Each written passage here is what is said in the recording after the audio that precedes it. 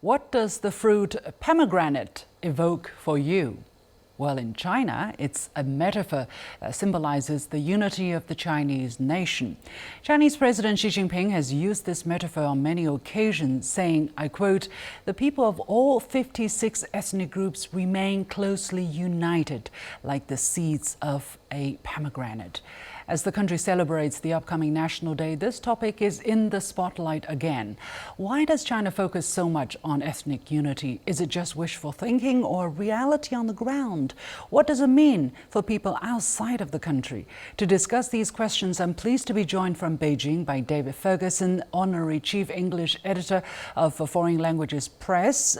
Also from Beijing by Xia Lu, Research Fellow of the National Academy of Development and Strategies at Renmin University of China. Gentlemen, welcome to The Point.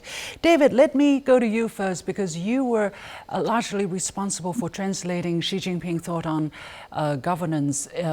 You oversaw the English editing. What is ethnic unity for China to you? Does it differ from other countries which also have many ethnic minority groups?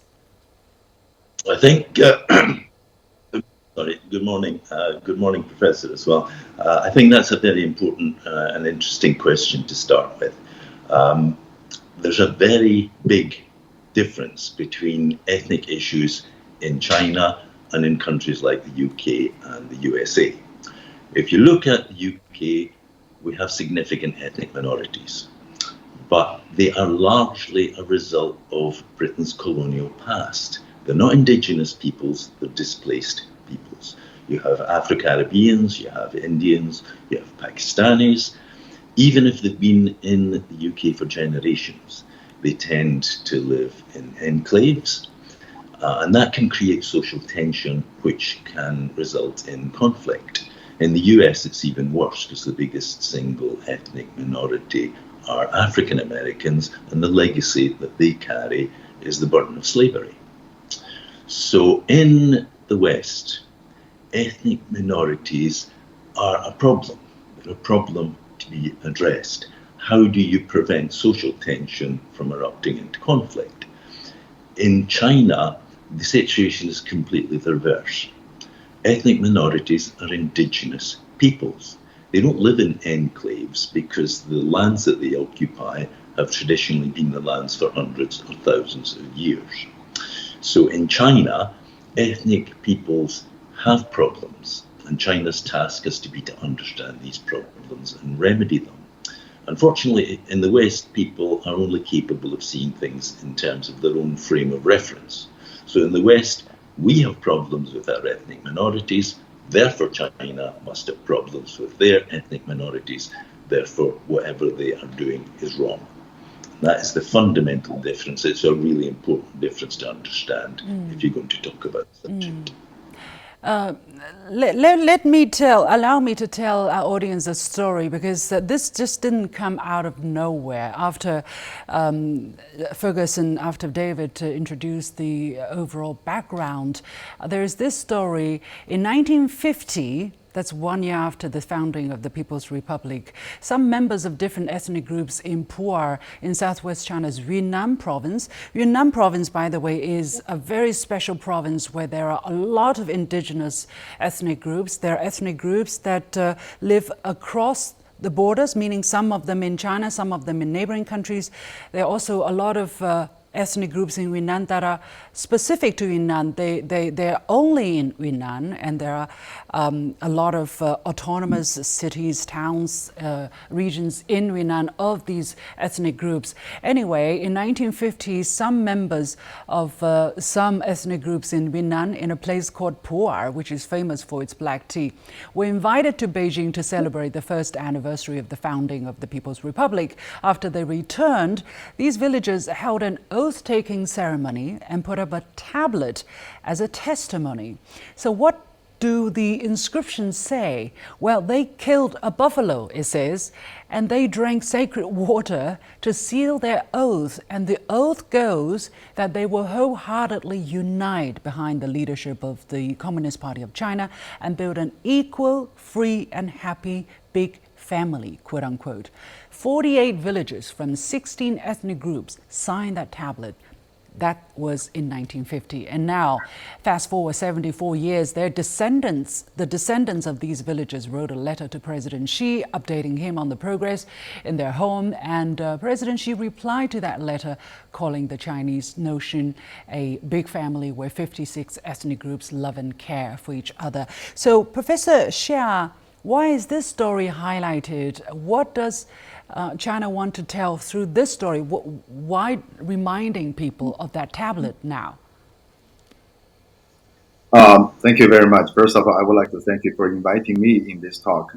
Actually, although I've never been to Pu'er, I share these stories with my students in my class every time when we talk about the founding of the People's Republic of China, and also the history of China, and also this kind of a traditional, one of the important traditional, the good that Chinese leaders or Chinese elites have been pursuing. So, in my opinion, this story is important in the following three aspects. First of all, this national unity is not a new kind of pursuit. It's not a new goal. Actually, it has been pursued, within, or we can say during the last 2,000 years of ancient China, because each and every important political leader will pursue this great goal, and that is not only about the political unity, but also about the cultural unity, the ethical unity, and also other kind of a social integration. So this is the first dimension about history,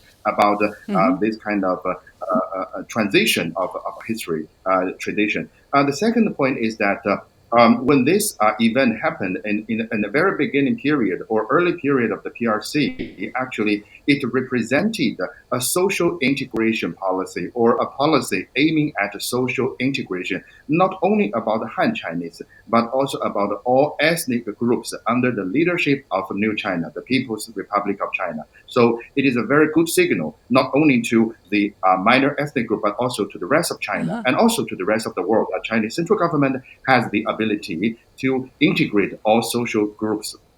And also the third dimension is that... go ahead, very quickly, please. The national unity or the ethnic unity is the foundation for the development, for the modernization. That's the third dimension for the future.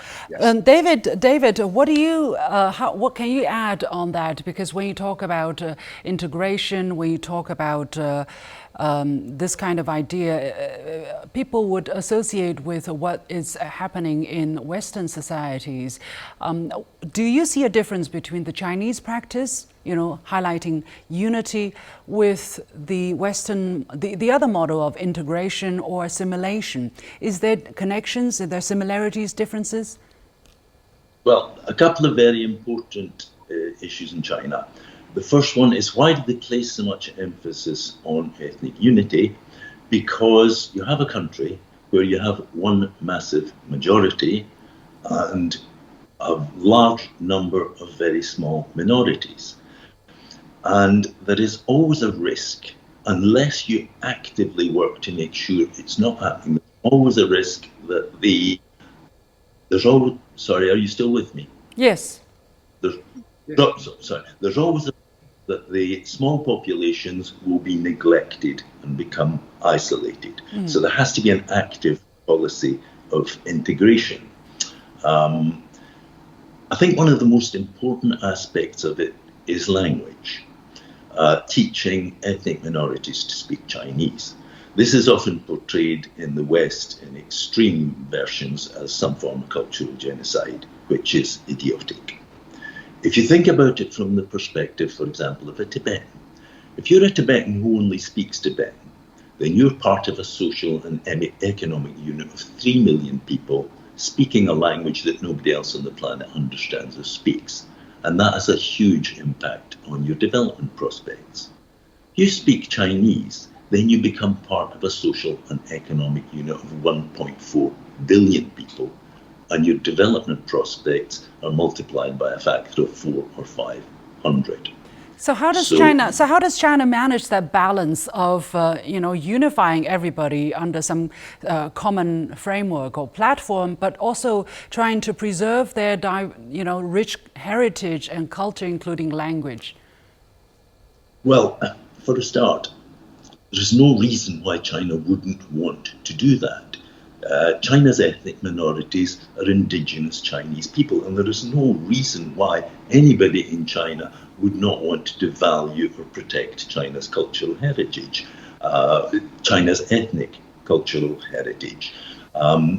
China puts a huge amount of effort into that work. I mean, I've just been to Xizang, to Tibet, just a couple of weeks ago, and I visited the Tibet University, specifically the Institute for the Protection of Ancient Tibetan Texts. And it was hugely impressive to listen to these people, to see the work they're doing, to understand their passion for protecting that culture. In fact, they gave me a gift when I was there, which is the latest editions of 2 volumes of ancient Tibetan texts, which had been compiled, conserved, and restored. And nobody could speak to these people and not feel moved by their passion and commitment to that cause. Professor Xia, how is China balancing the unity versus diversity in its actual policies concerning ethnic minorities? This is a kind of a very good question. Actually, I will go to Xizang right after the National Day holiday vacation. They invite me to the Bureau of Education for a talk about the Chinese past modernization. So here is my point. The central government or the CPC can balance the unity and the diversity based on the mutual benefit, based on the common prosperity. Because that is, when we talk about the common prosperity, we only talk about the reduction of the poverty in those kind of Han Chinese area, or the reduction of the poverty between the poor and the rich. Actually, this is also one of the key points made by President Xi Jinping when he talked about a common prosperity, when he talked about the Chinese past modernization, that not a single one ethnic group should be left out, and not a single group of people should be left out in terms of, or in a way to modernization. And that would be the foundation for the diversity or balance between the diversity and the unity. Okay. And the other point is like this. I'm afraid, Professor Xia, we don't have time to go in there. This is a big topic, but we have to leave it there. Thank you so much, Xia Lu, Research Fellow of the National Academy of Development and Strategies at Renmin University of China, and David Ferguson, Honorary Chief English Editor of Foreign Languages Press.